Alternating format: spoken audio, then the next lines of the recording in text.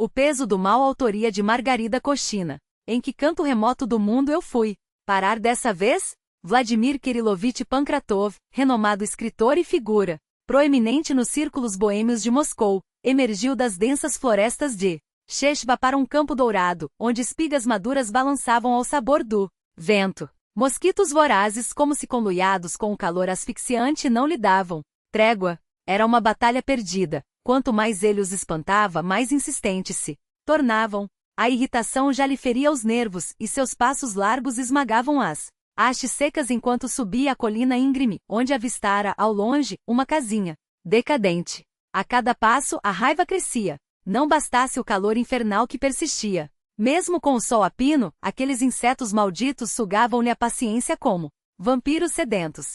O outono, nesse ano, teimava em se comportar como um verão tardio, mais abrasador que os meses quentes que haviam passado. Seus lábios finos, sempre apertados em um gesto de desdém, curvaram-se em um sorrisinho sarcástico. Lá estavam eles, seus amigos enfurnados em algum pântano, supostamente consertando o carro, como se uma turma de mecânicos bêbados pudesse resolver algo além de esvaziar garrafas de vodka. O concerto não passava de uma desculpa para transformar a espera pelo guincho em mais uma bebedeira interminável. Afinal, o álcool não faltaria. Erguendo os olhos, fixou o céu que escurecia em tons de azul profundo. Logo estaria na vila, um daqueles vestígios sovieticamente decadentes, onde o coletivismo agonizava sob o peso de memórias gloriosas e inúteis. Lembrava-se dos tempos em que aquelas terras alimentavam a Europa inteira com seu trigo. Orgulhava-se de conhecer cada detalhe dessa história. Não à toa carregava 2 diplomas de nível superior, um em filologia, outro em história. Quantos poderiam gabar-se do mesmo? E agora a elite cultural de Moscou delirava com suas obras, rendida ao seu talento inegável. Talento, aliás, não era pouco. Mas seus devaneios foram interrompidos por um tropeço brutal. Quase caiu de bruços no chão, e o impacto o fez explodir em uma série de impropérios que fariam corar até um marinheiro. Palavras grosseiras, herdadas de rituais eslavos antigos, pareciam ter um poder quase mágico. Após o desabafo, uma calma relutante o invadiu. O objeto da queda era um pedaço de ferro enferrujado, sinal de que havia gente por perto. E eis que a vila surgiu diante dele. Ao atingir o topo da colina, Pankratov contemplou a paisagem, a natureza, russa em sua essência mais pura, com seus campos dourados e florestas amareladas. Ao horizonte, a uns 30 quilômetros dali, um lugarejo minúsculo, ou seria um povoado? Com o nome sinistro de Chorny Yar. Idiota do Alexei, resmungou entre dentes, virou no lugar errado e nos meteu nesse inferno de mosquitos. Mas não. Havia alternativa. Precisava encontrar um trator, qualquer vestígio de civilização, naquela solidão abandonada por Deus. De repente, uma lufada de vento cortante, quase gélida, o atingiu em cheio. Tangelo, que lhe arrancou um arrepio. O céu, antes sereno, enegreceu em questão de minutos, coberto por nuvens pesadas. Um frio repentino tomou conta do ar. Outro homem teria visto naquele fenômeno um presságio sombrio, algo sobrenatural a perturbar a paz do lugar. Mas Pankratov era um espírito iluminado, forjado pela cultura moderna. Oh, cinema o havia bombardeado com tanto vampiro, bruxa e zumbi de fabricação hollywoodiana que cenas como aquela já não lhe causavam nem um pisco de medo. Em seus filmes e livros favoritos, aventureiros tolos, sempre sozinhos, invariavelmente desprovidos de bom senso, insistiam em procurar encrenca em lugares mal assombrados, castelos abandonados, cemitérios indígenas, mansões com fantasmas.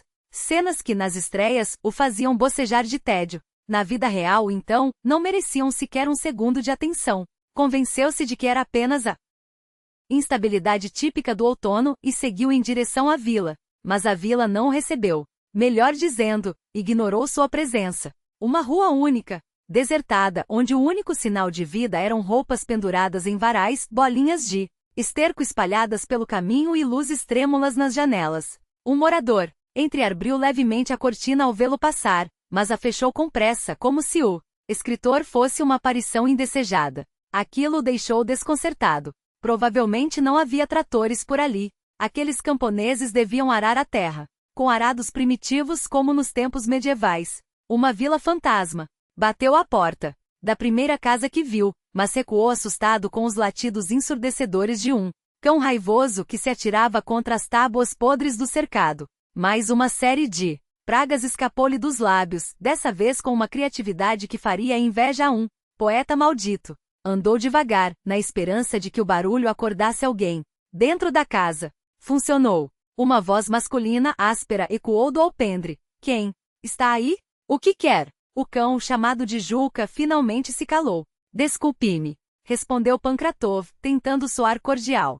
Sou Vladimir Pankratov, escritor famoso. De Moscou. Estava com amigos, nos perdemos, o carro quebrou. Será que tem um trator por aqui? Ficamos atolados num pântano próximo. O homem baixinho, de ombros largos e barba por fazer, apareceu na porta. Devia ter entre 40 e 50 anos. Quão longe ficaram? Pankratov deu de ombros. Caminhei umas 2 horas até aqui. Caramba, se meteram numa boa, comentou o homem fazendo um gesto para que entrasse. O tom era eloquente. Vocês, ricos da cidade, nunca estão satisfeitos. Sempre querendo aventura onde não são chamados. Pankratov entendeu a indireta, mas preferiu não responder. Ao conduzi-lo para dentro do quintal, o homem soltou inesperadamente. Tem dinheiro? Dinheiro? Claro que tinha.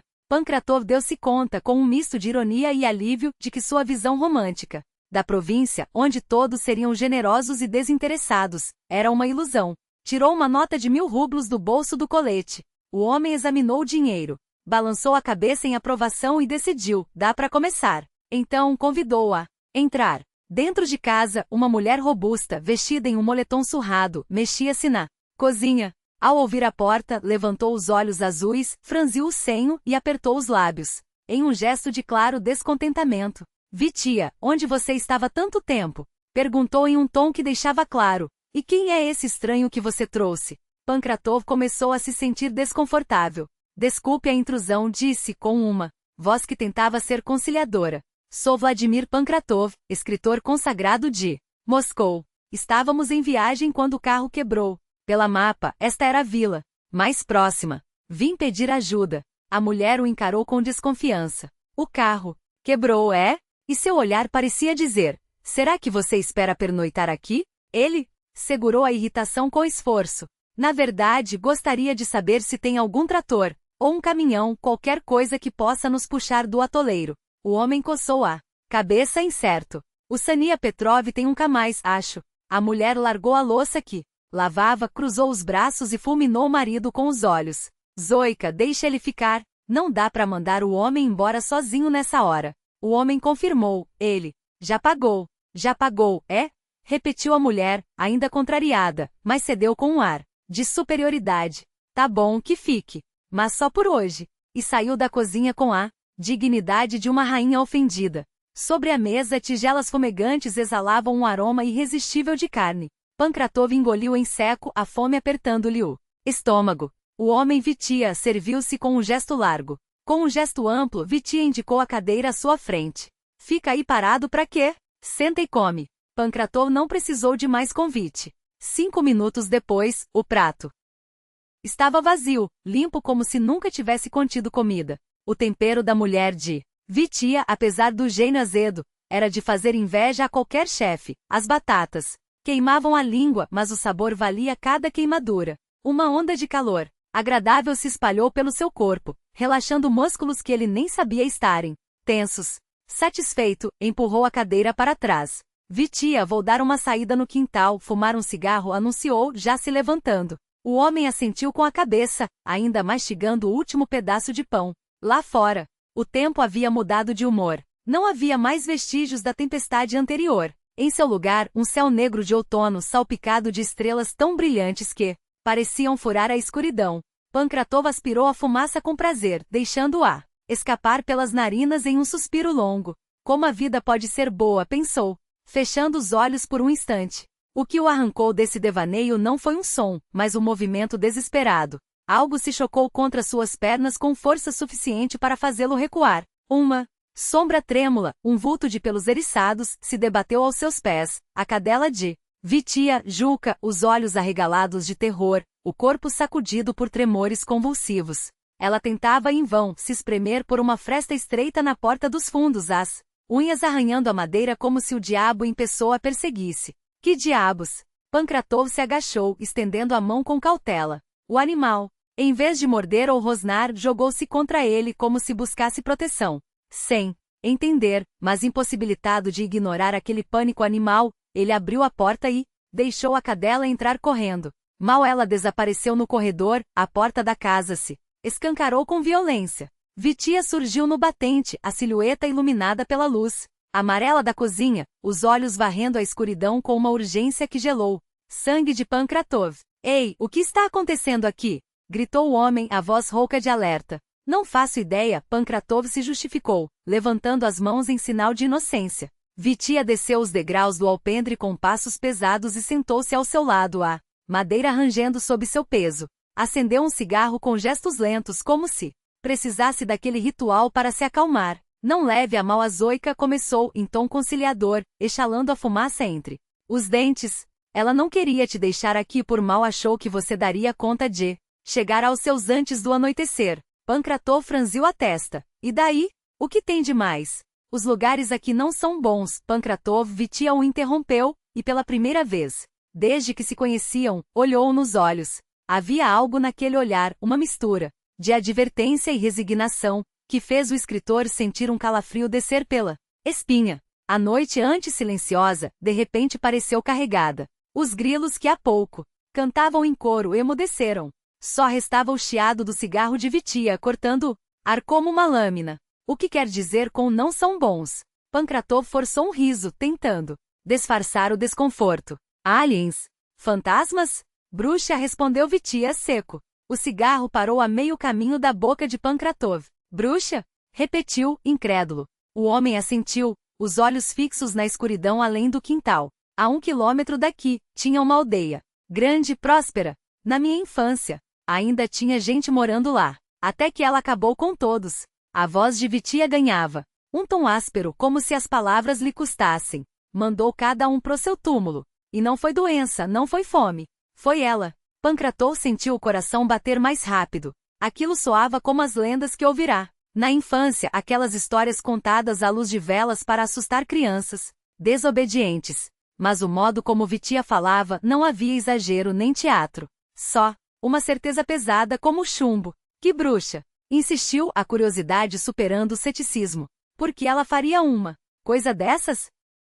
Vitia deu de ombros, tragando fundo o cigarro. Quem sabe? Talvez tenham cruzado seu caminho. Ou talvez ela só goste de ver o mundo queimar. Fez uma pausa, calculando. Deve ter uns 90 anos. Ou 100. Ninguém sabe ao certo. Mas está aqui há décadas. Sozinha. A última sobrevivente. Daquilo que ela mesma destruiu. Pancratov sentiu as mãos formigarem. Não era medo, ainda não. Era algo mais perigoso. A excitação do escritor diante de uma história real, crua, mais terrível do que qualquer coisa que ele já tivesse inventado. Você tem que me contar tudo, disse a voz baixa, urgente. Cada detalhe. Vitia o encarou como se ele tivesse perdido a razão. Tudo o quê? Tudo que você sabe. Sobre ela. Sobre a aldeia. Sobre... Ele gesticulou às voltas. Com as palavras. Sobre isso aqui. Explodiu, apontando para a noite e para a sombra, que parecia se adensar a cada segundo. O homem o observou por um longo momento, como se avaliasse se valia a pena desperdiçar saliva. Então suspirou, esmagando a ponta do cigarro contra o degrau. Por que eu faria isso? Porque Vitia. Pancratov se inclinou para a frente, os olhos brilhando com uma intensidade febril. Porque eu sou escritor. Silêncio. Vitia o encarou como se ele tivesse acabado de se declarar um marciano. Você é o quê? Escritor. Repetiu Pancratov, quase ofegante. Isso aqui é ouro puro. É a matéria-prima de um romance que vai abalar o mundo. Eu nunca vi nada tão real, tão visceral. Você não entende? Isso é maior do que nós dois. O homem coçou a barba por baixo, claramente desconcertado. Você tá falando sério? Como diabo? Pancratov se levantou, os braços estendidos como se pudesse abraçar a própria noite. Uma bruxa centenária, uma aldeia maldita, um mistério que ninguém ousou desvendar. Isso é literatura na sua forma mais pura. Vitia resmungou algo incompreensível, claramente pouco impressionado com o entusiasmo alheio. Mas depois de um momento cedeu. Acendeu outro cigarro e a chama do isqueiro iluminou por um instante seu rosto cansado. Bom, se é para contar, começou a voz arrastada. A história vem de longe. Minha bisavó ainda a conheceu. Dizem que ela apareceu do nada, uma vagabunda. Sem nome, sem passado. Na época morava nas bordas da floresta uma velha, curandeira, uma mulher que todos evitavam. Diziam que era bruxa que amaldiçoava quem a ofendia. Mas ela, pelo menos, tinha medo de algo. Essa outra não. Ele fez uma pausa, tragando fundo. A curandeira a acolheu. Durante anos, as duas foram vistas juntas colhendo ervas, sussurrando à noite. Até que a velha morreu. Uma noite de tempestade, os cachorros uivando como loucos, o vento arrancando telhados. No dia seguinte, a aldeia inteira foi à igreja. E a outra ficou sozinha. Pancratov ouvia, hipnotizado. Cada palavra era um tijolo na construção de algo monumental. E depois, pressionou quando Vitia se calou, perdido em suas próprias memórias. Depois, o homem riu sem humor. Depois, os anos passaram. A aldeia encolheu. As pessoas começaram a desaparecer. Um aqui, dois ali. Até que só restaram ruínas. E ela? E ninguém fez nada? Vitia o olhou como se fosse um ingênuo. Fizeram sim. Nos anos 20, um comissário vermelho chegou aqui, cheio de si, dizendo que era tudo superstição, que bruxa não existia. Que era contra revolucionários espalhando medo. Ele riu, amargo. O homem foi até a cabana dela. Sozinho. Os soldados que o acompanhavam ficaram de tocaia com medo de serem punidos se não obedecessem.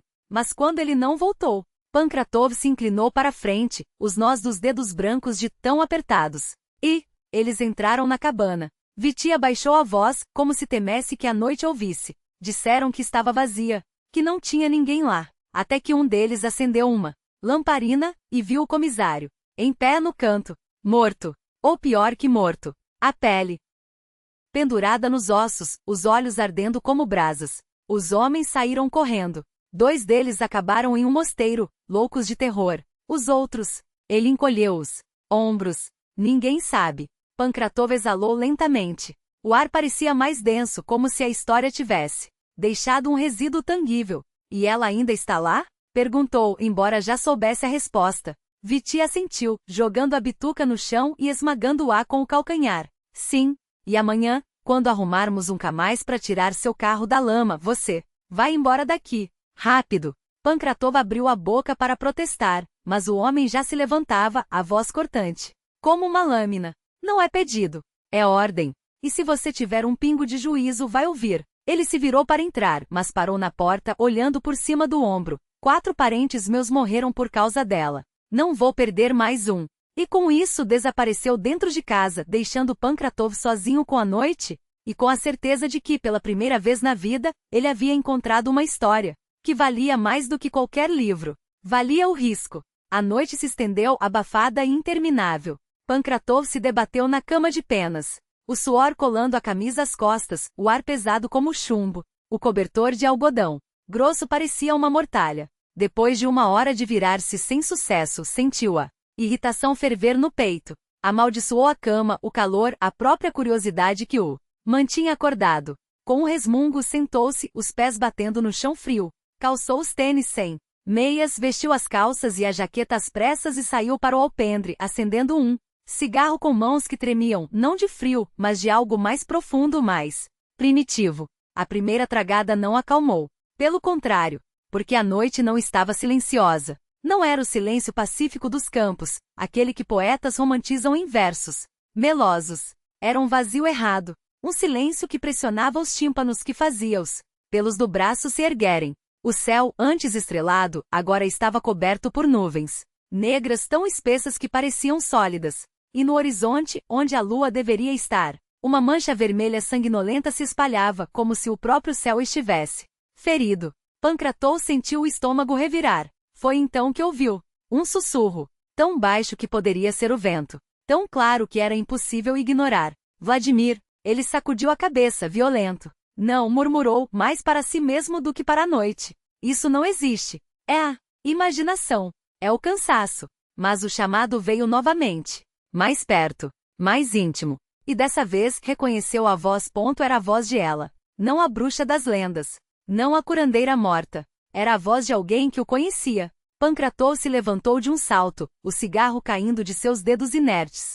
Os olhos varreram a escuridão, buscando, temendo, sabendo. Porque de repente ele entendeu. As histórias não eram sobre monstros. Eram sobre escolhas. E a sua estava sendo feita agora. O mesmo ódio que outrora o fizera cuspir palavras de desprezo contra aqueles que acreditavam em fantasmas agora o consumia por dentro. Pankratov, o racionalista, o cético, saíra pela porta como um cordeiro levado ao matadouro. A rua estava vazia. Um vento cortante, carregado de malícia, golpeou-lhe o rosto como uma bofetada de gelo, e lá estava ela, no meio da estrada de terra batida, imóvel como uma estátua de sal. Os olhos de Pankratov arderam de espanto. De onde diabo surgira aquela criatura? A pergunta mal se formou em sua mente quando a resposta veio sozinha, como um golpe no peito. Ele sabia. Sabia desde o primeiro chamado, desde a voz que rasgara suas entranhas como uma lâmina enferrujada. O vento brincava com mechas negras de seus cabelos, agitava as pregas de um vestido cinza ardósia, salpicado de manchas escuras como tinta derramada. Seu rosto era pálido demais, não a palidez da doença, mas a de algo que nunca conhecera o sol. Só os olhos viviam ali, dois brasidos amarelados cravados nele, queimando por dentro com uma luz que não era humana. Não piscavam, não respiravam, apenas ardiam. Vladimir sussurrou a voz dentro de sua cabeça, doce e afiada como uma navalha envenenada. Venha! Sua própria voz quebrou-se como vidro quando as palavras escaparam roucas, descontroladas. Você é ela? A bruxa? Os lábios finos, quase transparentes, curvaram-se em algo que não era sorriso. Era um espasmo de triunfo, uma careta de quem finalmente vê a presa cair na armadilha. Então, com um movimento brusco, ela jogou a cabeça para trás e riu em um som agudo e estridente que perfurou seus tímpanos como agulhas de gelo. Pankratov estremeceu, mas não recuou. Não por coragem, por um medo ainda maior. O de que? Se corresse, aquela coisa entraria na casa atrás dele. E os Velichin, o velho com suas histórias, a mulher com seus bolos de mel, pagariam pelo seu terror. Ela parou de rir tão subitamente quanto começara. Os olhos incandescentes voltaram a fitá-lo e dessa vez havia neles uma curiosidade doentia, como a de um gato brincando com um rato moribundo. Pankratov, contra toda a lógica, deu um passo à frente, depois outro. Sua mão estendeu-se no vazio trêmula, como se oferecesse não um cumprimento, mas uma rendição. Meu nome é Vladimir, disse, e sua voz soou estranha aos próprios ouvidos, como se pertencesse a outro homem. E o seu? Um silvo escapou entre os dentes dela, longo e sinuoso como o de uma serpente, prestes a atacar. Você deseja saúde? A pergunta era um veneno destilado, cada sílaba pingando ódio. Em troca, respondeu ele, surpreendendo-se com a própria calma, eu lhe desejo a morte. Um riso seco explodiu dela, cortante como vidro quebrado. Por quê? Por tudo. As palavras dela não foram ditas. Foram cravadas. Um sussurro sibilante que se enroscou em sua mente, enquanto o vento açoitava seu rosto como um chicote. Por tudo. E então o último que viu foram aqueles olhos negros com faíscas douradas, dançando nas pupilas como chamas do inferno, e suas próprias mãos estendidas para ela como um louco suplicando por um abraço. Depois, só a queda. Seu corpo desabou, mas sua consciência não. Flutuou para cima, para fora, como se fosse arrastado por uma correnteza invisível. De repente estava do lado de fora de si, mesmo observando a cena de cima, um homem caído na poeira, uma figura frágil de vestido cinza curvada sobre ele. Ela era magra demais, quase translúcida, como se fosse feita de névoa e ossos. O rosto, antes uma máscara de ódio, agora parecia apenas cansado. Jovem, humano. Pankratov, ou o que restava de sua mente, tentou memorizar cada traço, a linha fina do nariz, os lábios pálidos entreabertos, as sobrancelhas escuras como asas de corvo. 20 anos, pensou, atordoado. Não mais que isso. Não era a carrasca das lendas, a devoradora de almas. Era apenas uma garota. Uma garota que carregava séculos de solidão nos ombros. E então, como se mergulhasse de volta em um lago gelado, ele voltou a si mesmo. Arfou, engasgado como se tivesse se afogado. Os dedos cravaram-se na própria garganta, buscando o ar que não entrava. Quando finalmente conseguiu respirar, foi, com um som áspero, animal. Saltou da bancada de madeira podre onde estava sentado. Quando diabos tinha sentado ali? E olhou ao redor, o coração batendo como um martelo contra as costelas. A cabana estava abandonada. Paredes de madeira apodrecida, cantos cobertos por teias negras como luto. O ar cheirava a mofo e a algo mais antigo, mais podre. até os raios fracos do sol poente, filtrando-se pela janela empoeirada, pareciam assustados de entrar ali. Deus do céu! Pensou, e então gritou quando algo bateu as asas contra seu rosto. Uma morcego. Quando o susto passou, Pancratov flagrou-se fazendo o sinal da cruz, os dedos trêmulos, as pernas bambas. Idiota, xingou-se. Você não acredita nisso. Mas o corpo não obedecia à razão. Avançou tropeçando pela sala em direção à porta, ou ao que achava que era a porta. O corredor que encontrou era uma garganta escura, o teto baixo coberto de fuligem, como se ali tivessem queimado algo mais que lenha. O cheiro de umidade subia das tábuas, úmido e frio como o hálito de um cadáver. Um porão, pensou, e um calafrio percorreu sua espinha. Ou um túmulo. Não havia saída. Suas mãos estendidas tocaram apenas madeira áspera. Tem que haver uma porta. Repetiu para si mesmo, a voz embargada pelo pânico. Tem que haver. Não há, disse uma voz atrás dele. Pancratov girou tão rápido que bateu as costas na parede, o coração na garganta. Num quadro iluminado pela fraca luz da sala, uma silhueta alta bloqueava a passagem. Masculina. Os olhos do homem brilhavam, não com o amarelo doentio dela, mas com um vermelho sangrento como brasas em uma fornalha. Não grite, advertiu a voz, rouca e rangente como uma dobradiça enferrujada. Você vai acordá-la. Pancratov engoliu o grito que subia por sua garganta. Quem? Ela? A figura inclinou a cabeça e o movimento foi estranho, mecânico, como se os ossos não estivessem bem ajustados. Você não quer acordá-la, não é? Venha. Os pés de Pancratov obedeceram antes que sua mente pudesse protestar. Quando voltou à sala, o sol já quase desaparecera atrás das colinas. Ele se virou esperando ver o homem de olhos vermelhos, mas não havia ninguém. Só eu, pensou, e então a viu. Ela estava ali, como se tivesse brotado da parede ou se materializado do próprio ar. Rarefado, imóvel, fria, os olhos negros, agora sem o brilho amarelado, apenas um vazio profundo, fixos nele. Pancratov não recuou. Não porque fosse corajoso, porque de repente entenderá uma coisa, ela também tinha medo. Obrigado, disse a voz rouca, por não me atacar pelas costas. Ela não se moveu, não falou, mas ele viu os dedos dela, pálidos, quase azuis, se contraírem levemente nas pregas do vestido. Como você se chama? A resposta veio como uma lâmina. Aqui sou eu quem faz as perguntas. O ar gelou ao redor deles. Este é o meu lar. O que você quer aqui? E então, contra todo o instinto de sobrevivência, Pancratov começou a falar. Como é que você diz que se chama? Sussurrou ele, a voz quebrada por algo que não conseguia nomear. Eu não disse nada ainda, respondeu ela, tão baixo que o vento quase levou as palavras. Então é assim que devo chamá-la? Um sorriso torto, estranho, como se seus lábios tivessem esquecido como se mover. Não era o sorriso fácil do Pancratov de antes, aquele que encantava editoras e abria portas de salões luxuosos.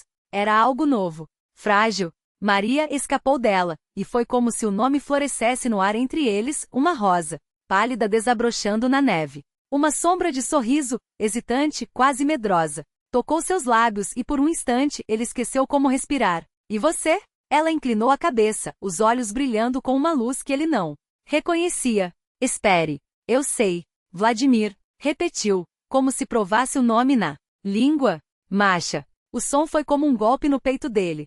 Masha. Um nome que cabia nela como um vestido antigo, desgastado pelo tempo, mas ainda quente. Ele não percebeu de imediato que ela o chamara pelo nome. Só quando o calor da palavra afundou em sua pele, como vinho derramado sobre uma ferida, é que se deu conta. Arfou como se tivesse sido puxado de volta à superfície depois de se afogar. Espere. Como? Sua voz falhou. Eu conheço você. Já conheço. Os dedos dela tremiam levemente sobre o tecido gasto do vestido. Você está aberto. Para mim agora? A bruxa sorriu. Não era um sorriso cruel, nem triunfante. Era algo mais perigoso, terno. Eu conheço você, Masha, murmurou ele, e as palavras saíram como uma confissão. O que aconteceu com você? Ela mudou de assunto com uma habilidade que o deixou tonto, como se tivesse sido empurrado contra uma parede. Quer água? A pergunta foi como um balde de água fria. Ele piscou, desorientado. Como ela sabia? Sua garganta era um deserto, a língua um pedaço de couro seco. Claro, ela sabia. Debaixo do banco, tirou um tuiazoque de bétula, escuro como a terra úmida e estendeu. Não tenha medo. É só água. Ele bebeu. A água era fresca, quase doce, como se tivesse sido tirada de uma nascente escondida no coração da floresta. Cada gole era um alívio, uma promessa. Quando terminou, levantou os olhos e encontrou os dela, sérios, profundos, com uma tristeza que não cabia naquele rosto jovem. Você é de Moscou? Perguntou ela. Sim, e sem pensar, sou escritor. Gosta de ler? Os dedos dela brincavam com as franjas do chale. Ele engoliu em seco. Sim, e você escreve bons livros? A pergunta o atingiu como um soco. Até ontem teria defendido cada vírgula de seus romances com unhas e dentes. Ter-se-ia inflamado, ofendido, cuspido veneno sobre qualquer um que ousasse questionar seu talento. Mas agora, sob aquele olhar que parecia ver através de suas costelas, através da carne podre de sua vaidade, ele só conseguiu balbuciar. Não, ela não se surpreendeu. Não riu, apenas esperou. Por que então escreve? Perguntou, suave como a neve caindo. Para ganhar dinheiro, admitiu, e o rubor queimou suas bochechas como um castigo. Deus, como isso soava patético. E então ela riu. Um som claro, cristalino, como o tilintar de gelo em um rio na primavera. Era um riso de menina leve, e algo dentro dele se partiu ao ouvi-lo. Que estranho você é, Vladimir, disse ainda sorrindo. Eu, como vê, não sei escrever. Sei outras coisas. Só que a alegria sumiu de seu rosto como uma vela. Apaga. Não há ninguém para ensinar. Mashenka. Ele estendeu a mão, envolveu a dela fina, fria como a asa de um pássaro ferido. O que aconteceu com você? Conte-me. Por que vive sozinha? Oh, que a trouxe até aqui? Ela desviou os olhos. Uma história comum. Não vale sua atenção. Eu discordo, retrucou ele com uma veemência que o surpreendeu. Ela suspirou, como se carregasse o peso de anos nas costas. Bem, ajustou-se no banco, as mãos apertando o tecido do vestido. Sou órfã. A voz era baixa, monótona, como se lesse um texto decorado há muito tempo. Meu pai morreu na guerra, em 1915. Minha mãe era enfermeira. O hospital onde ela trabalhava foi atingido por artilharia. Só eu sobrei. Uma pausa. Ninguém queria uma mendiga suja. Vivi em um orfanato nos arredores de Petrogrado. Fugi de lá. Fez uma careta, como se o gosto da memória fosse amargo. Decidi vagar pela Rússia. Tinha parentes no Ural, mas era pequena, não sabia onde exatamente. Precisava chegar a Ekaterimburgo. Um riso. Seco, sem alegria. Mas virei no lugar errado, como uma tola. Os olhos dela brilharam. Não eram lágrimas, ainda não. Era algo pior, a memória do choro. Achei este lugar. Na época era maior do que agora. Batia em cada porta. Ninguém me queria. Sua voz tremia, mas não de fraqueza. De uma raiva antiga controlada. Todos tinham perdido alguém na guerra. Como se eu fosse culpada. Pankratov sentiu o ar ser sugado de seus pulmões. Quantas vezes ele havia passado em seu carro luxuoso por rostos como o dela, velhas encurvadas, crianças de olhos fundos, mãos estendidas em súplica? Quantas vezes havia virado o rosto como se a miséria deles fosse contagiosa? Deus meu, pensou, e foi como se uma faca girasse em suas entranhas. Tudo o que eu não dei foi um rublo. Um único rublo. Ela continuou, como se lesse seus pensamentos. Só uma velha me acolheu. Comecei a chamá-la de babuska. O resto da aldeia a temia. Dizia que era bruxa. Os dedos dela se fecharam em punhos. Mas ela era boa. Tão boa que doía. Amava os animais, cuidava dos doentes. Ensinou-me tudo o que sabia. Os olhos de Maria queimavam. Ela era como eu. Mas fugiu da frivolidade da corte. As pessoas são assim, Mashenka, ela dizia. Ingratas. Não. Espere agradecimento. Faça o bem e deixe que Deus julgue. Asterisco. Pankratov sentiu o chão tremer. Aquelas palavras ecoavam algo que ele sempre soubera, mas nunca enfrentará. Não pode ser que todas as pessoas sejam assim, protestou o fraco. Não, Vladimir, ela foi firme. Você não fazia o bem. Você fazia transações. Dava para receber. Babuska não. Ela doava. Tinha um dom, um conhecimento e eles a temiam por isso. Os lábios de Maria tremeram. Se tivessem tentado conhecer lá só uma vez. Ela morreu em minhas mãos, confessou, e sua voz quebrou, como se algo a segurasse aqui. Chorou, pediu perdão. Eu não entendia por quê. Depois pediu minha mão. Fechou os olhos. Perdoe-me, Mashenka. Não era esta a vida que eu queria. Para você. E então ela se foi. Pankratov não conseguia respirar. Você acredita em mim? Ela repetiu, desesperada. Acredita? Acredito, sussurrou. Ela baixou a cabeça. Corri para a aldeia, pedindo ajuda para enterrá-la direito. Eles? Um riso amargo. De uma bruxa Deus nos livrou, outra apareceu. Só depois, entendi o que queriam dizer. Comecei a aparecer na aldeia, oferecendo ajuda. Nada pedia em troca. Mas só as mulheres vinham a mim. E mesmo assim, apenas quando não havia mais esperança. Quando o marido estava à beira da morte ou uma criança. Sua voz falhou. Eles diziam que eu roubava suas almas. Que minha bondade era um truque. Os olhos dela encontraram os dele, cheios de uma dor que não tinha nome. Você acha que sou uma monstro, Vladimir? Asterisco. Quando uma criança adoeceu, eu a corei. E sempre com sucesso. Mas eles tinham tanto medo de mim que sequer conseguiam balbuciar um obrigada. Ou não queriam. Não, eles não queriam. Provavelmente não, confirmou com um riso amargo que não chegou aos olhos. Os anos passaram. As crianças cresceram, as mulheres envelheceram e eu permaneci a mesma.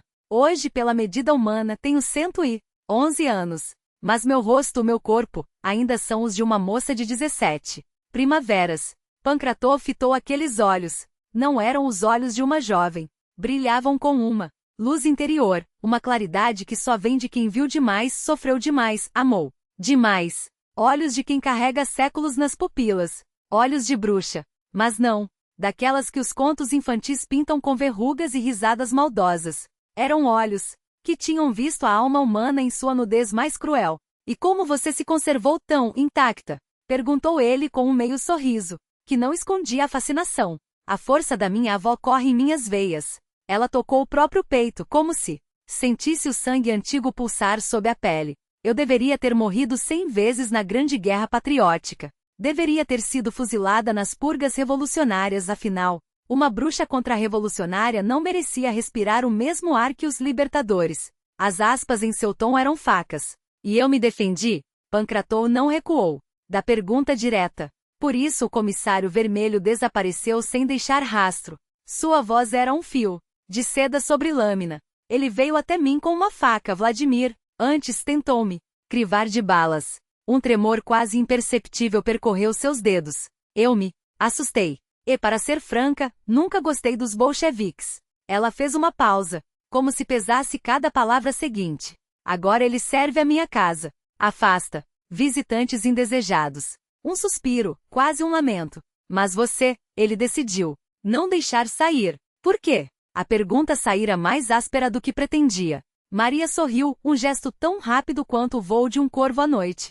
Baixou os cílios, longos, escuros como asas de morcego, e quando os ergueu novamente seus olhos, eram 2 poços de melancolia antiga. Com o tempo entendi que tudo isso não tinha sentido.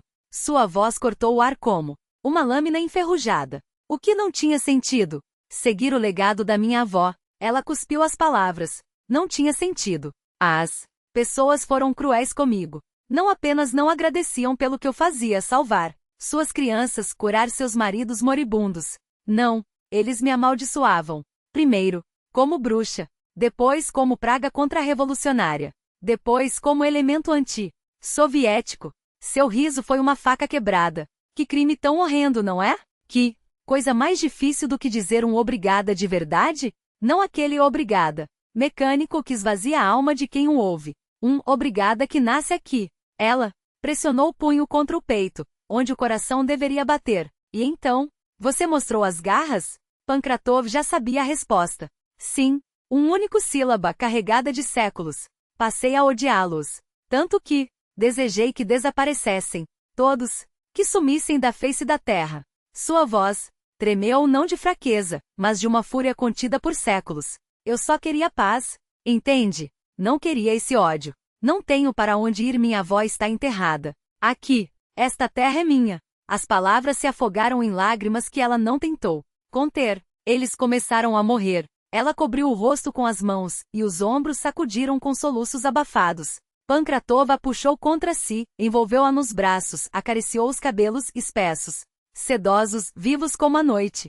Por um longo momento, só houve o som de sua respiração entrecortada. Então ela se soltou, enxugou os olhos com as palmas das mãos e continuou, como se as lágrimas nunca tivessem existido. Descobri que era capaz de muitas coisas. Sua voz era um sussurro áspero. Parei meu próprio tempo, e enviei mais de 100 almas para o outro lado. Ela olhou. Para ele desafiadora. Um homem adoece, Vladimir. Doença estranha, incurável. Nem o médico mais hábil poderia salvá-lo. Até que uma velha esperta juntou as peças. As mortes sempre vinham depois que a vítima me havia ofendido pela enésima vez. Um sorriso torto, sem alegria. Ela compartilhou sua teoria com os outros. E eles, enfurecidos, vieram até minha casa para me enviar atrás das minhas vítimas. Mas encontraram seu guarda-costas. Pankratov não conseguiu disfarçar o calafrio. Alguns, os mais fracos, morreram de medo no mesmo instante. Seu rosto era uma máscara de pedra. Os outros fugiram gritando. Enquanto sua voz, falhou. Eu me escondia no porão, tremendo, esperando que a tampa da armadilha se tornasse a tampa do meu caixão. Ela ergueu os olhos, perdida em memórias que ainda queimavam. Porque eu tenho medo da morte, Vladimir. Não sou imortal. O que me espera do outro lado, um silêncio longo pesado como chumbo. Me aterroriza. Na mente de Pankratov, um plano começava a tomar forma. Mas antes que pudesse falá-lo, Maria quebrou o silêncio. Se você me levar por pena, não irei a lugar nenhum.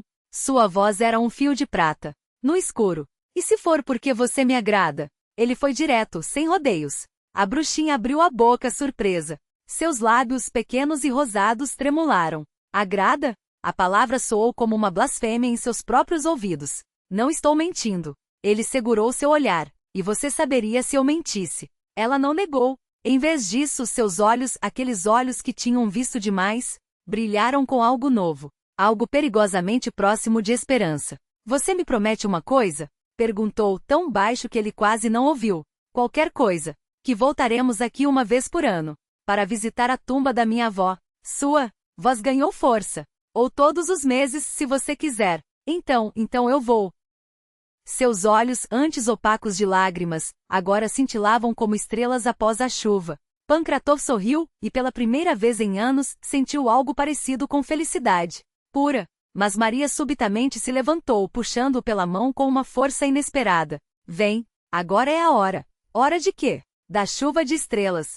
Ela o arrastou para fora, para um campo aberto onde o céu se estendia como um manto de veludo escuro, cravejado de diamantes tremeluzentes. Sem aviso girou, riu em um som claro, quase infantil, e deixou-se cair. Na grama alta. Venha. Sua voz era um chamado, uma promessa. Pankratov ajoelhou-se ao seu lado, depois deitou-se. A terra estava quente e pulsante, como se viesse de um sonho. Delicadas correntes de energia subiam por seus braços. Enchiam seu peito de algo imenso, indescritível. Não era apenas alegria. Era pertencimento. Como se, pela primeira vez, ele fizesse parte de algo maior do que a mesquinharia humana. Como as estrelas são enormes, sussurrou, temendo que até o ar de seus pulmões pudesse quebrar a magia do momento. Você quer voar. A voz dela não era um som, mas uma vibração dentro de sua própria alma. Sim, ele não precisou dizer. Ela já sabia. E então, ele sentiu. O peso se esvaiu. As leis da terra não tinham mais poder sobre ele. Flutuava. Subia. As estrelas não estavam mais distantes, estavam ali, ao alcance das mãos, e ele era parte delas. Caía naquele abismo luminoso, afogando-se em êxtase, e adiante, muito adiante, via uma luz desconhecida. Pela primeira vez, entendeu como deve ser a morte de um santo, essa mesma leveza, esse mesmo êxtase ante a reunião com o divino. Ela estava ao seu lado. Seu rosto era tecido de luz estelar, seus cabelos e olhos a escuridão entre as constelações. Lindíssima. Inalcançável. E no entanto eles caíam juntos na noite infinita e não havia medo. Só a voz dela ecoando em sua mente como um salmo. Sente? Sente o universo? Ele é lindo. Ele é lindo. E você é o universo. Devagar, como se acordasse de um sonho que não queria terminar, Pankratov voltou. Si. Maria estava sentada à sua frente, os olhos fixos em uma tigela de líquido negro e opaco. O conteúdo o inquietou, mas quando ela ergueu o olhar, o que viu nele o gelou. Uma tristeza antiga, resignada. O que foi? Perguntou, embora já soubesse que não queria a resposta. Não quero falar, mas algo aconteceu. Ele segurou seus ombros, sacudindo-a levemente. Seus amigos consertaram o carro. A voz dela era um fio de fumaça no vento. Você pode ir, Maenka. Ele a puxou para perto, forçando-a a encará-lo. Vou e volto. Não. Darei tempo nem para sentir minha falta. Confia em mim? Confio. Mas seus olhos eram 2 poços sem fundo. Então vai. Rápido. Ela se desvencilhou virando o rosto. Antes que seja tarde. Asterisco. Tarde para quê? Ele a segurou pelos ombros novamente, mais firme dessa vez. Para o que ainda não aconteceu. Sua voz era um suspiro. Mas pode acontecer. Ela se libertou recuando um passo. Por isso peço, vá, agora. Ao vê-lo hesitar, com uma força que parecia brotar do nada em seus braços finos, ela o empurrou para fora da cabana com um grito rouco. Rápido! Acorda, Vladimir! Corre, corre! Ele a encarou atordoado enquanto ela, de repente sem forças, se apoiou no batente da porta e sussurrou como se as palavras a esmagassem. Obrigada. Obrigada. Por ter sido bom comigo. O quê? Vladimir, paralisado, só conseguia piscar, vendo as lágrimas escorrerem. Sem controle por suas faces pálidas afundadas. Até que, com um esforço sobre-humano, arrancou de si. Mashenka, já volto. Espere por mim, já volto. Gritou, já correndo. Atirou-se no bosque como um animal ferido, sem rumo, o coração batendo tão violento que parecia prestes a arrebentar suas costelas. Uma coisa o consumia, medo. Não um medo qualquer, mas aquele que nasce do pressentimento da certeza de que algo irreparável estava prestes a acontecer. O olhar de Masha, aquele misto de desespero e resignação, o perseguia como uma maldição. Só parou quando esbarrou em algo sólido, um toco de árvore. Tropeçou, rolou pelo chão e só então, de quatro, com as mãos cravadas na terra úmida, conseguiu conter o peito que ameaçava explodir. Respirou fundo, mas o ar queimava. Levou a testa contra o tronco de um pinheiro, como se pudesse esmagar a loucura que o dominava. Foi aí que lembrou do telefone. Alô, Lioca. Rugiu na linha a voz quebrada. Liga o GPS, caralho. Onde você tá, vova? Veio a resposta arrastada, entre risos bêbados. A gente tá no ponto combinado te esperando e você some como um fantasma. Cadê você? Porra? Não sei, a voz de Vladimir falhou. Acho que me perdi. E a porra do sinal tá cagando. Olhou ao redor para as árvores que pareciam fechar fileiras contra ele. Vem pelo som então. Eu grito, au, pra você. A risada do outro lado soou como uma provocação. Vai se fuder. Desligou antes que ouvisse mais alguma coisa. Seguiu o GPS até o jipe. Seus companheiros estavam sentados, já bem alcoólicos, cutucando as telas dos celulares com dedos trêmulos. Quando viram Vladimir, sujo, desgrenhado, os olhos injetados de algo entre pânico e fúria, o silêncio caiu como uma lâmina. Até o álcool parecia ter evaporado deles. É você, vova? Lioca balbuciou incrédulo. Cara, você tá que nenhum. Onde está o maldito jipe? Vladimir cortou, a voz um rosnado. Consertado? Lioca deu de ombros. Claro que não, ué. Eu não sou mecânico. Você disse que era. A calma de Vladimir era mais aterradora que um grito. Eu? Nunca. Lioca recuou no banco. Falei que não sabia mexer nisso. Então é isso. Vladimir virou-se devagar, como se cada movimento doísse. Vocês não fizeram porra nenhuma. Não esperou resposta. Virou as costas e desapareceu no bosque novamente. Não sabia quanto tempo havia vagado. O bosque parecia se fechar atrás dele como se as árvores tecessem uma teia para impedi-lo de voltar. Exausto, com as pernas trêmulas e a mente em frangalhos, Vladimir só parou quando a noite começou a cair. Foi então que recorreu ao único recurso que lhe restava. Ajoelhou-se diante de uma velha sosna, abraçou seu tronco áspero e sussurrou, a voz quebrada pela urgência. Pai Leche, ajude-me. Sua respiração ardia. Maria está em perigo. Preciso encontrá-la. Mostre-me o caminho. No crepúsculo espesso, algo se moveu entre as sombras. Não era medo que sentia, mas uma lucidez febril. Seus olhos, antes embaçados pela fadiga, agora captavam cada detalhe, como se a escuridão se iluminasse só para ele. As árvores, antes emaranhado X, abriram-se em um corredor estreito, como um convite. Obrigado, murmurou, e partiu. Correu como se o próprio inferno o perseguisse. O ar cortava seus pulmões, mas ele não parou. Até que o corredor de árvores o jogou diante da cabana da bruxa. Masha! Seu grito rasgou o silêncio. Mashenka! As janelas estavam negras, mortas. Nenhum sinal de vida dentro da velha construção. De madeira podre. Vladimir empurrou a porta com um chute, os sentidos aguçados. Como lâminas, o cheiro de sangue seco, o rangido das tábuas, o silêncio que gritava. E então a viu. No chão, diante da entrada da alcova, o esqueleto partido ao meio, restos de carne e farrapos de um uniforme espalhados como um aviso. E, encolhida debaixo do banco, ela, seu vestido cinza antes imaculado, agora encharcado de vermelho. Os cabelos desgrenhados cobriam-lhe o rosto. Vladimir ajoelhou-se, virou-a com mãos trêmulas, e o grito que lhe escapou não era humano. Os lábios dela rachados e ensanguentados. Os olhos fechados para sempre. Ah! Marca violenta no templo, como um selo de algo que não podia ser desfeito. E o sangue. Tanto sangue. Morta, sua voz quebrou, e a palavra ecoou como uma sentença. Morta. Tropeçou para trás, as pernas cedendo. O mundo girava. Ela estava morta. A mulher, que poderia ter sido sua, que poderia ter salvado ele, reduzida a isso. A vingança dos aldeões finalmente consumada. Não importava que ela fosse inocente. Não importava que tivesse se defendido uma vez há tanto tempo. Para eles, ela sempre seria a bruxa. E bruxas não merecem clemência. Por que não fugiu? O pensamento dilacerava. Por que não usou seu dom, sua força, qualquer coisa? Ela podia, mas não o fez. Caminhou sem rumo, os pés o levando até a clareira onde o sol começava a rasgar o horizonte. O céu, antes cinzento, agora se abria em tons de rosa e lilás, como se o mundo, indiferente, celebrasse o nascer de um novo dia. Um dia sem ela. Vladimir olhou para o céu, e as lágrimas queimaram seu rosto. Tudo como nas histórias, sussurrou, amargo. O mal foi derrotado. A bruxa morreu. E o mundo finalmente estava limpo.